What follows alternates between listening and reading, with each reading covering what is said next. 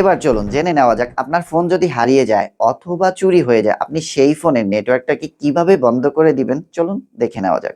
NEIR এই সকল service নেওয়ার জন্য আপনাকে এখানে একটি অ্যাকাউন্ট রেজিস্টার করতে হবে। শুরুতেই আপনার মোবাইল বা কম্পিউটার থেকে একটি ব্রাউজার ওপেন করবেন। ব্রাউজার ওপেন করে URL বারে টাইপ করবেন neir.btrc.gov.bd।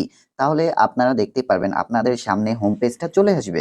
এরপর আপনি এখান থেকে লগইনে ক্লিক করবেন। লগইনে ক্লিক করার পর এখানে আপনার ইউজার আইডি এবং পাসওয়ার্ড দিয়ে লগইন করে নেবেন। লগইন করার পর এখানে এমন একটা ইন্টারফেস দেখতে পারবেন। এখানে আপনাদের যেই ফোনটি হারিয়ে গেছে বা চুরি হয়ে গেছে এখানে সেই ফোনটি IMEI নাম্বারের পাশে অ্যাকশন বাটনে ক্লিক করবেন এবং এখান থেকে মার্ক অ্যাজ স্টোলেন লেখাতে ক্লিক করবেন। মার্ক অ্যাজ স্টোলেন লেখাতে ক্লিক করার পর আপনাদের সামনে এমন একটা ইন্টারফেস চলে আসবে। এখানে দেখতে পাচ্ছেন হারিয়ে যাওয়া ফোনটির IMEI নাম্বার রয়েছে।